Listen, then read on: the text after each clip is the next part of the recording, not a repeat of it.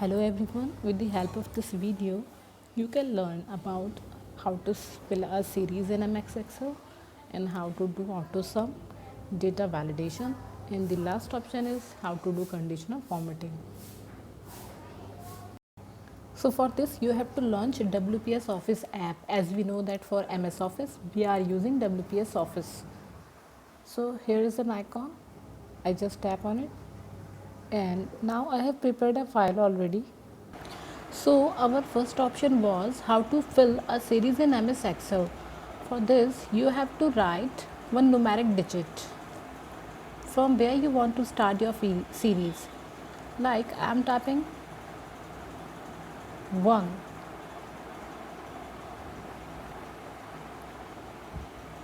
After typing number you have to long tap on number and choose option fill. Drag down the list and select option fill series. Here we have done how to fill a series in MS Excel. So the next option was how to create a drop down list in MS Excel. For this you have to select area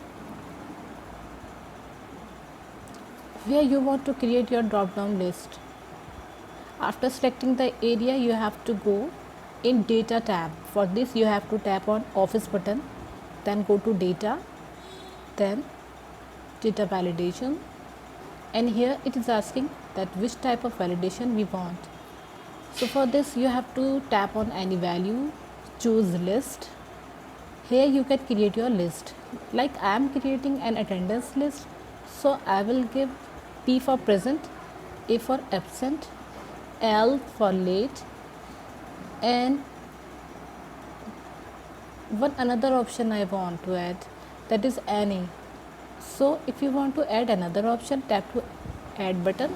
Here you can write next item of list. After typing the list you have to complete this step by tapping on OK. So now if you want to check your drop down menu, tap on any cell within selected area. So it is showing a list with few items like present, absent, late and any.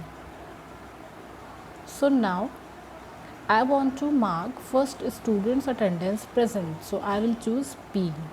The second, I want to mark attendance absent, I will choose A.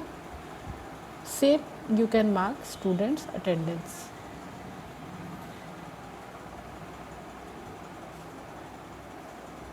So let me copy this matter. Like this I have marked attendance for all the students. Next option was conditional formatting. For conditional formatting you have to select the cells where you want to apply conditional formatting. Then tap to office button and data and conditional formatting. Here it is asking for range and formatting. So first I will tap on my number range. I will choose my text content. Here it is, we can choose text contains. Here you can write your text like I am typing P. I want in my selected area, if text is P, I will give formatting green. After selecting formatting you have to tap on create rule. Our first rule has been created. If you want to add another rules, tap on add rule.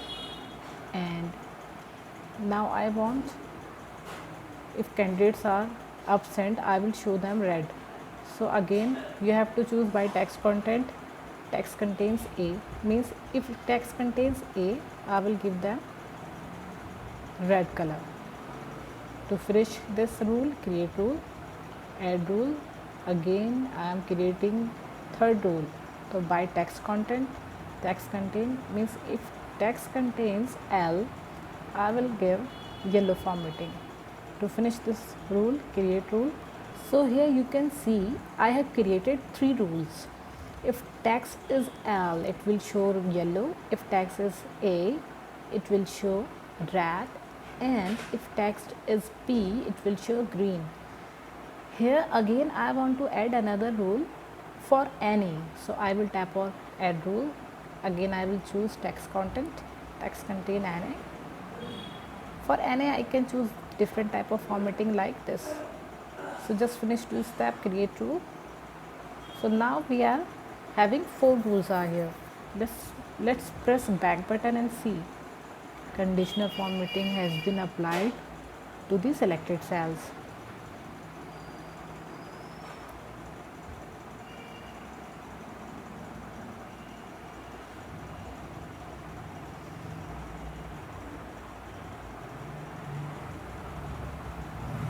Now here I want to count the present values. For this I can apply the formula is equal to count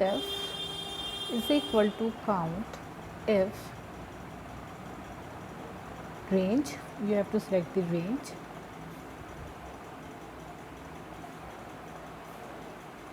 then comma and inverted comma,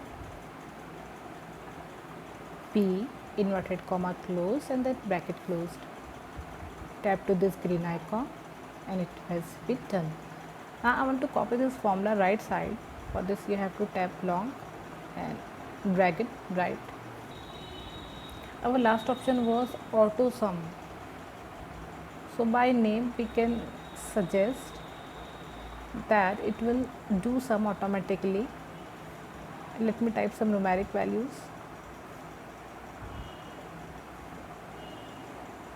It is very useful option if you are having long range of numeric values. So here I want to do auto sum. So you do not need to type complete formula.